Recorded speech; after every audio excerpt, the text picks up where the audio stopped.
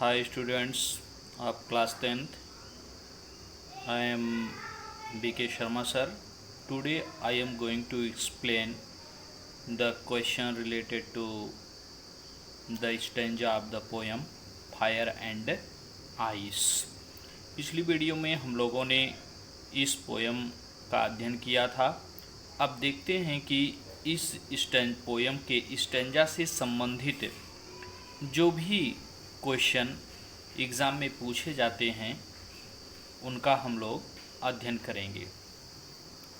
Some say the world will end in fire, some say in ice, from what I have tasted of desire, I hold with those who favour fire, but if it had to perish twice, I think I know enough of hate to say that for destruction ice is also great and would suffice।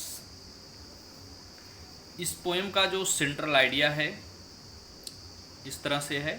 The poem fire and ice by Robert Frost is about the hypothetical, means होता है काल्पनिक, hypothetical end of the world with the speaker asserting that it will be destroyed either by fire or by ice। The poet mentions that both fire and ice are probable ends of this world। तो इसमें पहला stanza जो है वो सम से लेकर के है फेवर फायर तक है, फेवर फायर तक। तो स्टेंजा दिया रहता है पेपर में और लिखा रहता है read the following stanzas and answer the question based on them. तो पहला क्वेश्चन आपका है the poet considered desire as fire is true और फॉल्स। प्रश्न पूछ रहा है कि कवि ने इच्छा को अग्नि के समान माना है, क्या यह सच है कि फॉल्स है कि झूठा है। आंसर है इट इज ट्रू, सच है। The poet considered desire as fire in the poem. कवि ने इच्छा को अग्नि के जैसे बताया है, इसलिए यह जो प्रश्न है क्या है, ट्रू है। Question number 2, what type of desire will cause the end of the earth. किस प्रकार की इच्छा इस संसार के नष्ट का कारण बनेगी। तो extreme Dzire will cause the end of the earth. असीमित इच्छा संसार के नष्ट का कारण बनेगी। How many popular views does the poet present regarding the end of the world. यानी पृथ्वी के नष्ट होने में कवि ने कितने लोकप्रिय दृष्टिकोणों को बताया है। The poet presents 2 types of views regarding the end of the world. कवि ने 2 तरह से पृथ्वी के नष्ट होने के दृष्टिकोण को बताया है। What is the name of the poem, यानी पोएम कविता का नाम क्या है। यानी ये जो स्टेंजा दिया रहेगा उसकी शीर्षक लिखना होगा कि इस पोएम का नाम क्या है जिस पोएम से ये ली गई है। तो the name of the poem is fire and ice. क्या नाम है, फायर एंड आइस है।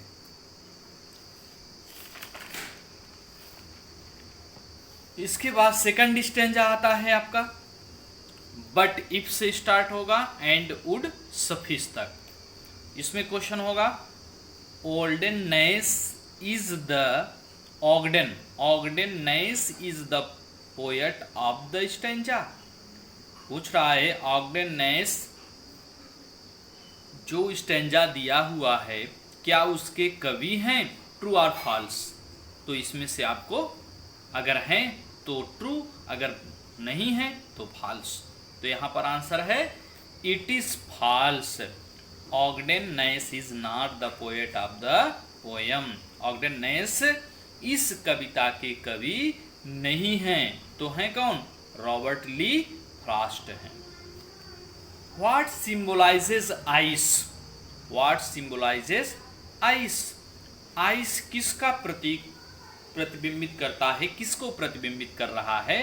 तो ice symbolizes words like coldness, rigidity, hatred and cold behaviour. इतने को सिंबलाइज कर रहा है कौन? आइस। अगला क्वेश्चन है, according to the poet desire is symbolised with, यानी कवि के अनुसार डिजायर किसके साथ सिंबलाइज्ड किया गया है? तो आपको यहाँ फिलअप करना है। तो according to the poet desire is symbolised with the fire. किसके साथ किया गया है? फायर के साथ। Last question, by whom the poem fire and ice is compose. अब ये पूछ रहा है कि फायर एंड आइस जो कविता है किसके द्वारा लिखी गई है?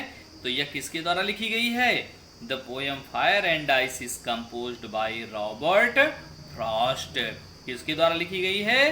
रॉबर्ट फ्रॉस्ट के द्वारा लिखी गई है। तो प्यारे बच्चों, पोयम को अच्छी तरह से लाइन टू लाइन लर्न कर लो। इससे आपका जो पोयम 4 लाइन्स की लिखने की आती है वो तैयार हो जाएगा, और पोयम भी अच्छे तरीके से लर्न होने के बाद इस तरह के प्रश्नों का आंसर देने में भी आप सफल हो जाएंगे। This is the lesson. Okay, thank you.